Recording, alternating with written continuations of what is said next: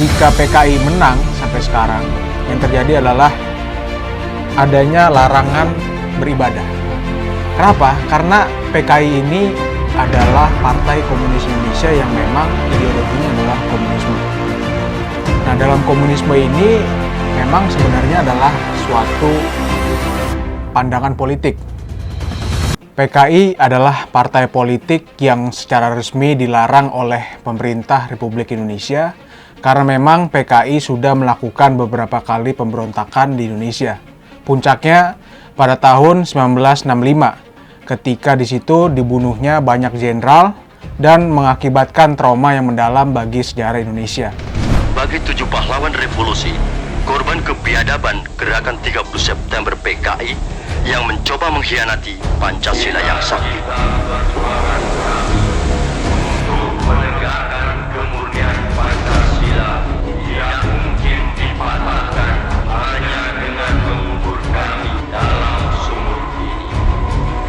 Lubang Buaya, 1 Oktober 1965. Kalau kita bandingkan dengan luar negeri, ini mirip sekali dengan yang terjadi di Jerman, di mana Partai Nazi sangat memberikan sejarah yang kelam bagi pemerintah Jerman, di mana Partai Nazi juga ikut dilarang karena begitu destruktifnya Partai Nazi dengan berkuasanya Hitler pada waktu itu.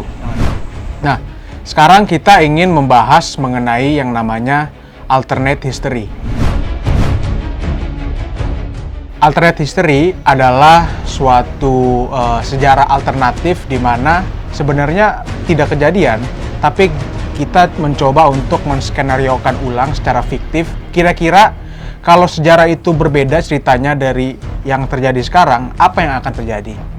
Nah, sekarang kita ingin membahas pertanyaan bagaimana jika PKI menang pada tahun 1965, bagaimana kondisi Indonesia sekarang?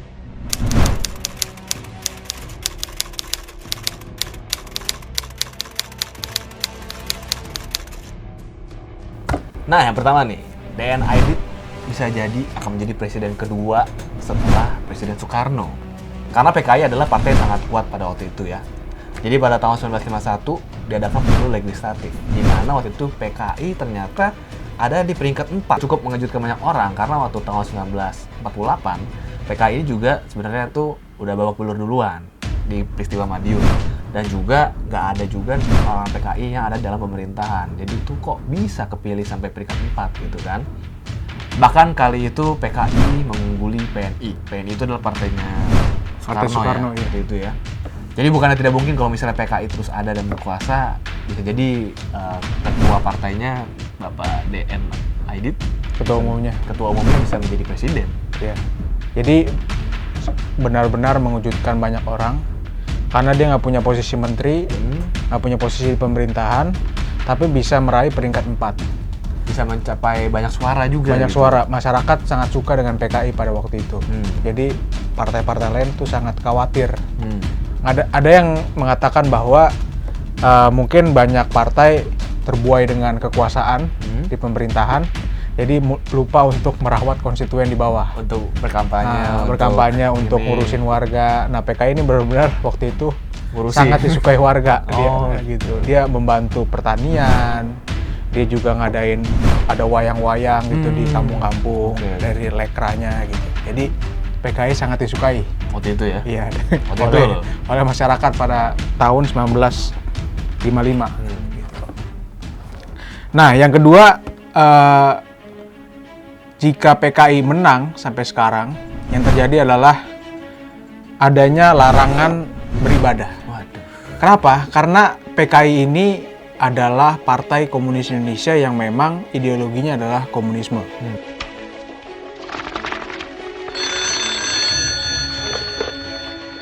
Sudah tentu sumber info Dewan Jenderal tidak hanya satu. Tapi saya kira Badan Pusat Intelijen BPI harus dapat dipercaya. Sebab kalau tidak, berarti kita tidak punya lagi badan yang bisa dipercaya. Laporan mengenai hal ini saya terima dari kepala stafnya, yaitu Brigjen Polisi Sutarto. Pengecekan sudah tentu akan dilakukan langsung kepada kepalanya, yakni Subandrio. Dan dalam rangka tukar-menukar informasi, pihak PNI Alisatro Amijoyo juga sudah saya beritahu. Tapi yang paling penting, saya minta kawan-kawan bisa menahan diri supaya jangan serba ingin tahu. Nah, dalam komunisme ini memang sebenarnya adalah suatu pandangan politik, ya, di mana faktor produksi dipegang oleh negara dan tidak boleh ada kepemilikan pribadi. Simpelnya seperti itu. Tapi kan kalau kita suatu pemerintah kan mau mengatur banyak hal, tidak hanya ekonomi. Dan kalau dalam pemerintahan komunis, pasti kalau soal agama pasti ada larangan. Kenapa? Karena Karl Marx dan Friedrich Engels percaya kepada yang namanya dialektika materialisme. Jadi dialektika materialisme ini adalah suatu dalam tanda kutip kepercayaan ya, bahwa segala sesuatu di alam semesta ini terbuat dari materi. Gitu. Di luar itu tidak ada. Di luar itu tidak ada satupun yang terbuat dari hal-hal lain selain materi. Dan materi ini saling berkontradiksi. Namanya dialektika. Kan? Nah, kalau semuanya terbuat dari materi, otomatis Tuhan itu yang sifatnya supranatural dan basisnya adalah roh itu nggak akan ada. Gitu. Menurut si Karl Marx. Nah, oleh karena itu, otomatis kalau misalnya PKI berkuasa, otomatis ada semacam larangan beribadah kalau menurut gua seperti itu. Karena mereka melihat bahwa agama ini adalah suatu candu gitu. Bahwa kalau masyarakat terlalu beragama, itu akan mengakibatkan mereka ketagihan menjadi candu dan lupa pekerjaan sehari-hari. Itu yang dikatakan oleh Karl Marx gitu. Dimana itu sangat-sangat melanggar hak asasi manusia, terutama mereka yang ingin beribadah. Dan ini juga udah diterapkan juga di beberapa negara komunis sebenarnya. Betul. Jadi seperti di Cina kan, Rusia, Korea Utara kan sangat sulit melakukan beribadah kan. Baik itu agama Islam, Kristen, dan hampir semua agama merasakan kesulitan. Jadi ada catatan yang cukup buruk dalam penegakan HAM di pemerintahan komunisme. Jika PKI berkuasa nih, dia tidak akan segan-segan untuk membantai lawan-lawan politiknya yang bertentangan ideologi dengan komunisme. Ini juga dilakukan oleh Vladimir Lenin sampai pemerintahan Stalin ya, bahwa mereka itu membantai jutaan orang yang ideologinya itu bertentangan dengan komunisme. Contohnya kayak imperialisme itu ya. Jadi mungkin dia pikir ini penyusup gitu, imperialis jadi, gitu. Jadi akan merusak komunisme, jadi dia bantai gitu. Nah, jadi ingin 100% komunis dengan membunuh-bunuh sampai 100% komunisme itu berkuasa, ya. Itu boleh nggak ada lagi pembantaian, bahkan nggak perlu lagi ada pemerintahan gitu. Oh, begitu? Ya, ujungnya adalah masyarakat tanpa kelas, tanpa pemerintah. Wow, itu tujuan utamanya ya? Utamanya dari komunisme. Makanya kalau ada yang muncul ideologi apa dikit langsung bantai. Lebih dari itu jutaan orang sudah meninggal ya akibat dibantai oleh rezim komunisme yang dulu sempat diterapkan di Tiongkok, Uni Soviet, dan juga Kamboja. Iya.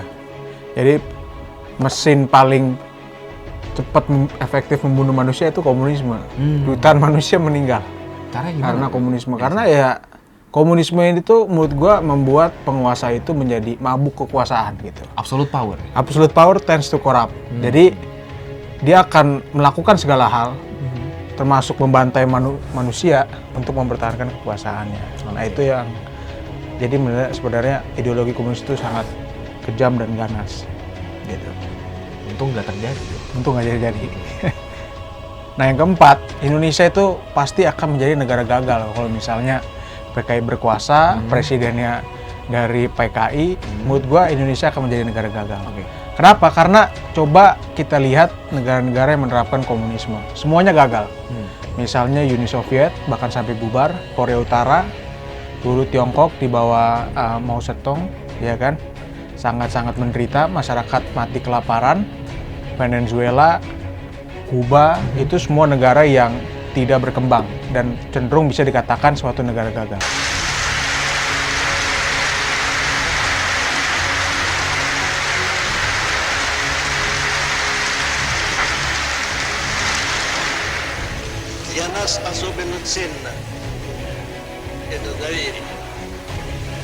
Bahkan tidak berkembang ya? Nggak berkembang sama sekali, jadi gagal. Gagal gitu. Kenapa? Karena Jadi dalam komunisme itu kan semua faktor produksi kan dipegang oleh negara. Sumber daya alam, perusahaan, nggak boleh ada perusahaan-perusahaan pribadi, semuanya negara. Jadi negara itu berbisnis, gitu. Nah kalau itu terjadi, artinya kan uangnya itu semua akan menampung kepada negara.